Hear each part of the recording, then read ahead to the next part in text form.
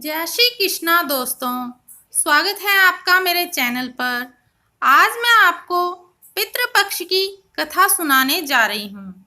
लेकिन कथा शुरू करने से पहले अगर आपने अभी तक मेरे चैनल को सब्सक्राइब नहीं किया है तो कर लें और पास में लगे बेल आइकन को भी दबा दें ताकि मेरे आने वाली सभी वीडियोस की नोटिफिकेशन आपको मिल जाए।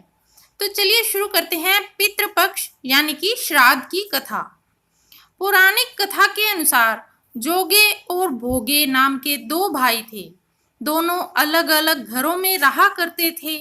जोगे के पास धन की कोई कमी न थी, लेकिन भोगे निर्धन था। दोनों भाई एक दूसरे से बहुत प्रेम करते थे, लेकिन जोगे की पत्नी को धन का अभिमान था, तो वहीं भोगे की पत्नी सुशील और शांत स्वभाव की थी। जब पितृपक्ष आने पर जोगे की पत्नी ने उससे पितरों का श्राद्ध करने के लिए कहा, तो जोगे इसे व्यर्थ का कार्य समझकर टालने की कोशिश की। लेकिन जोगे की पत्नी केवल अपनी शान दिखाने के लिए श्राद्ध का कार्यक्रम रखना चाहती थी, ताकि वह अपने मायके पक्ष के लोगों को बुलाकर दावत कर सके। जोगे की पत्नी ने उससे कहा कि मुझे कोई परेशानी ना हो इसलिए आप ऐसा कह रहे हैं, लेकिन मैं सत्य कहती हूँ, मुझे इसमें कोई परेशानी नहीं है। मैं भोगे की पत्नी को बुला लूंगी, हम दोनों मिलकर सारा काम कर लेंगी। दूसरे दिन भोगे की पत्नी सुबह आकर सारा काम करवाने लगी। उसने अनेक पकवान बनाए, फिर सभी काम निपटाने के बाद अपने घर वापस आ गई, क्योंकि उसे भी पितरों का तर्पण करना था। जब पितर भूमि पर उतरे तब वे जोगे के यहाँ गए तो देखा कि उसके ससुराल पक्ष के सभी लोग भोजन पर जुटे हुए हैं। वहाँ ये सब देखकर वे बहुत निराश हुए। उसके बाद जोगे भोगे के पितर भोगे के यहाँ गए तो देखते हैं कि मात्र पितरों के नाम पर केवल अगियारी दे दी गई है। पितर उसकी राख चाटते हैं और भूखे ही नदी के तट पर पहुंच जाते हैं। कुछ ही देर में सारे पितर अपने अपने यहाँ का श्राद्ध ग्रहण करके इकट्ठे हो गए और बताने लगे कि उनकी संतानों ने किस किस तरह से उनके लिए श्राद्धों के पकवान बनाए। जोगे भोगे के पितरों ने भी अपना सारा कुछ बताया।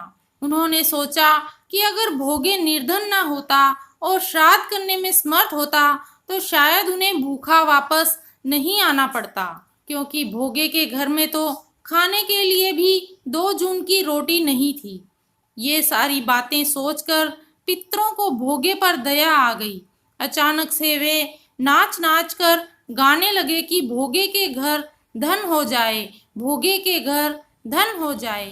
सांझ का समय हो चला था, लेकिन भोगे के घर में खाने को कुछ भी नहीं था। उसके बच्चे भूखे थे। बच्चों ने अपनी माँ से कहा कि भूख लगी है। तब उन्हें टालने के लिए गुस्से से गरज कर भोगे की पत्नी ने कहा कि जाओ, आंगन में होदी औंधी रखी है, उसे जाकर खोल लो, उसमें जो भी मिल जाए आपस में बांटकर खा लेना।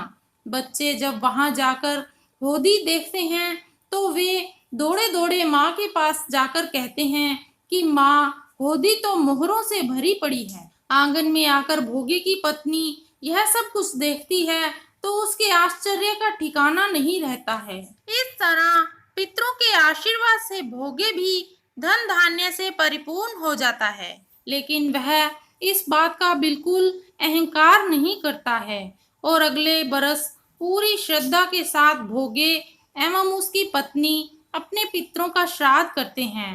भोगे की पत्नी पितरों के लिए 56 प्रकार के व्यंजन तैयार करती है। वे दोनों ब्राह्मणों को भोजन कराते हैं। अपने जेठ जिठानी को बुलाकर सम्मान के साथ सोने और चांदी के बर्तनों में भोजन कराते हैं।